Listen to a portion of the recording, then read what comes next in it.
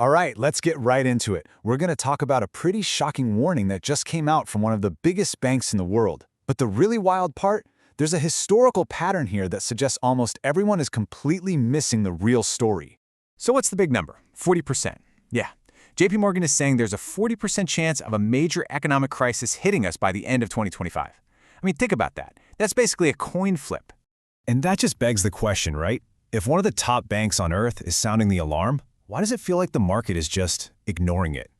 Well, the key to solving this mystery isn't buried in today's headlines. It's in this powerful four-step pattern that's played out over and over again for centuries.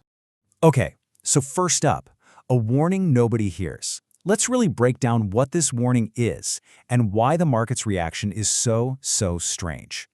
And this is really the heart of the puzzle. You've got this near coin flip chance of a recession, but what are stocks doing? They're rising. What are economists talking about? A soft landing. It just doesn't add up. It's like a hurricane warning is blaring on the TV and everyone just grabs their surfboards and heads to the beach. It's bizarre. So, to make sense of this, let's look at a framework that might just explain everything. The analysis we're digging into here lays out this incredibly predictable four-step cycle, a cycle that great powers seem to follow, almost like clockwork, right into economic ruin. Think of this as a roadmap. Step 1 is the foundation. This is a time of good, solid, trusted currency, often backed by something real like gold. Then you get to step 2, expansion. This is when the government kind of discovers it can just print money to pay for things, like wars or big social programs. That, of course, leads to step 3, loss of control. Debt starts growing way faster than the economy, inflation takes off, and people start losing faith. And you can probably guess step 4, crisis. The whole system just collapses into hyperinflation or a massive depression. Okay, now here's where it gets really interesting. This isn't just some abstract theory. It's a script that's been acted out almost exactly the same way time and time again throughout history. Let's take a look at a classic example. Weimar Germany, right after World War I. They were on the hook for these impossible war payments. So what did they do? They followed the script. They took what looked like the easy way out and just started printing money. And the result? Well, it was step 4 in its most nightmarish form. I mean, this quote says everything. A loaf of bread costs 200 billion marks. Can you even imagine that? Going to the store for bread and needing a wheelbarrow full of cash? Money became so worthless, people were literally burning it for heat because it was cheaper than firewood. Look at this number. By November 1923, you needed 4.2 trillion German marks to equal just $1 US. This wasn't just some abstract financial crisis. It absolutely wiped out the entire German middle class, and it paved the way for the horrors that came next. And this cycle isn't just about one country. It's like a baton being passed between world powers. You see here, in 1914, the British pound was king, step 1, backed by gold. But after the war, drowning in debt, Britain ditches the gold standard, enters step 3, and loses its top spot. So in 1944, who picks up the baton? The US dollar crowned the new reserve currency, also backed by gold. A new step 1. But then, by 1971, to fund the Vietnam War, President Nixon cuts the dollar's link to gold, and boom, the US officially enters step 3. Which brings us, of course, to right now. So let's take this historical pattern and lay it over what's happening in the United States today. Where are we in the cycle? Well, the numbers, they're not pretty. They show all the classic symptoms of being late in step 3. Just look at the last 8 years. The national debt has shot up by $13 trillion. But the whole economy? It only grew by $8 trillion.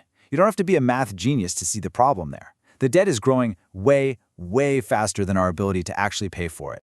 And get this, we've just hit a really staggering milestone. For the first time ever, the amount of money the country pays just in interest on its debt is now bigger than the entire defense budget. Let that sink in. We are now spending more money just to service our old debt than we do to fund the entire United States military. That is just wow. This right here, this is the classic step 3 trap. It's the corner that every great power seems to back itself into, and the choices become impossible. You've got option A. Just keep printing money to pay the bills, but you risk absolutely uncontrollable inflation. Or there's option B, slam the brakes on spending, make massive cuts. But that risks throwing the country into an immediate and brutal depression. See the problem? Both roads lead to disaster. Now, I know what you're probably thinking. Okay, I hear you, but things are different this time, right? We're more advanced now. And that's a totally fair thought. so let's tackle the biggest counterarguments head-on. First up is the whole American exceptionalism idea, the belief that because the US dollar is the world's reserve currency, it's somehow immune to all this. But the historical reality is pretty sobering.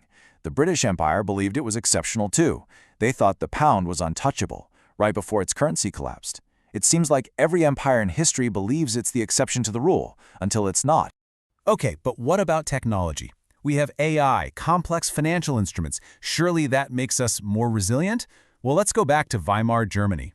They had world-leading industrial tech, but it did absolutely nothing to stop hyperinflation. Because at the end of the day, fancy tech can't change basic math. In fact, as we all learned the hard way in 2008, sometimes that advanced tech just helps hide the risk and makes the crash even worse when it comes. All right, last one.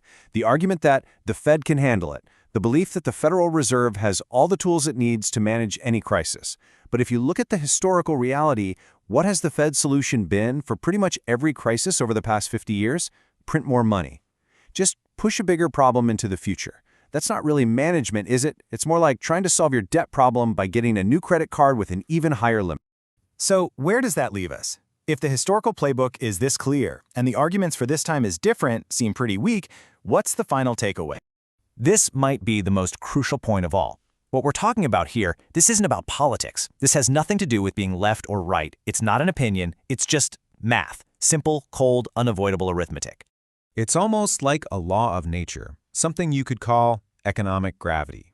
The principle is simple. When a system's debt grows faster than its ability to actually produce stuff, a correction isn't just possible, it becomes mathematically inevitable.